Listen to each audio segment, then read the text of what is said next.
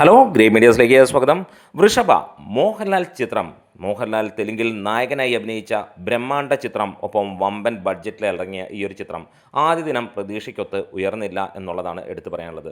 പക്ഷേ ഇവിടെ എടുത്തു പറയേണ്ട മറ്റൊരു കാര്യമുണ്ട്. ചാനൽ സബ്സ്ക്രൈബ് ചെയ്യുന്ന കാര്യം ഒന്ന് ഓർമ്മിപ്പിക്കുക കൂടെ ചെയ്യുകയാണ്. ഈ ഒരു സിനിമ ഇറങ്ങി ഇന്നലത്തെ അഭിപ്രായങ്ങളും കാര്യങ്ങളും കഴിഞ്ഞപ്പോൾ ഓരോ വ്യക്തികളും പ്രതീക്ഷിച്ചിരുന്നു ഈ ഒരു സിനിമ 5 ലക്ഷം രൂപ പോലും കേരള ബോക്സ് ഓഫീസിൽ നിന്ന് നേടില്ല എന്നുള്ളത്. വേൾഡ് വൈഡ് ആയിട്ട് സിനിമ 50 ലക്ഷം രൂപ പോലും നേടില്ല എന്നുള്ളത്. പക്ഷേ വൃഷഭയുടെ കളക്ഷൻ ആകെ മാറി മറിയുന്ന ഒരു കാര്യം കാണാൻ കഴിയുന്നു. പ്രതീക്ഷയ്ക്ക് മുകളിലുള്ള ഒരു കളക്ഷൻ വന്നിരിക്കുന്നു എന്നുള്ളത് തന്നെയാണ്. കേരള ബോക്സ് ഓഫീസിൽ നിന്ന് ട്രാക്ഡ് കളക്ഷൻസിലൂടെ മാത്രം സിനിമ നേടിയത് നമുക്കൊന്ന് നോക്കാം. 606 ഷോകളായിരുന്നു ഇന്നലെ പ്രദർശിപ്പിച്ചത്.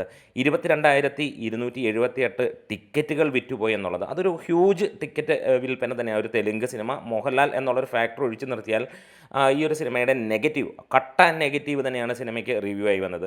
14% ഒക്യുപ്പൻസിയിൽ സിനിമയ്ക്ക് 2ഓളം ഹൗസ്ഫുൾ ഷോകളും 8ഓളം ഓൾമോസ്റ്റ് ഫാസ്റ്റ് ഫുഡ് ഷോകളും ഉണ്ടായിരുന്നു എന്നുള്ളതാണ്.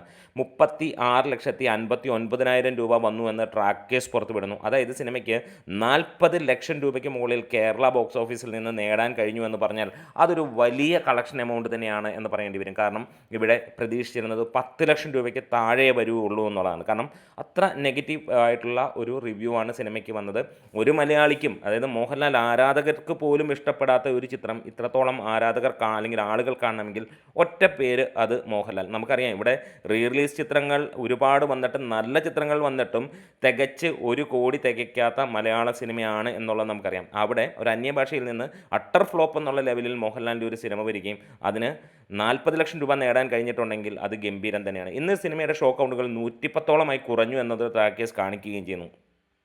ഇതുവരെ 1 ലക്ഷം രൂപയ്ക്ക് മുകളിൽ വന്നിട്ടുണ്ട് സിനിമയുടെ ഇതുവരെയുള്ള കളക്ഷനും. അതും നോക്കുമ്പോൾ മികച്ചത് എന്ന് തന്നെയാണ് പറയാനുള്ളത്. എന്തായാലും വേൾഡ് വൈഡ് ആയിട്ട് സിനിമയ്ക്ക് 1 കോടി എത്തിയിട്ടുണ്ടാകാം എന്നുള്ള പ്രതീക്ഷയാണ് ഇവിടെ പല റിപ്പോർട്ടുകളും കാണിക്കുന്നത്. ലെസ് ദാൻ 3 crore എന്നുള്ളത് മാത്രമാണ്. ഒഫീഷ്യലായിട്ടുള്ള കളക്ഷൻ റിപ്പോർട്ടുകളൊന്നും തന്നെ വന്നിട്ടില്ല. എന്തായാലും പ്രതീക്ഷയ്ക്ക് മുകളിൽ തന്നെയാണ് സിനിമയുടെ കളക്ഷൻ പോകുന്നത്.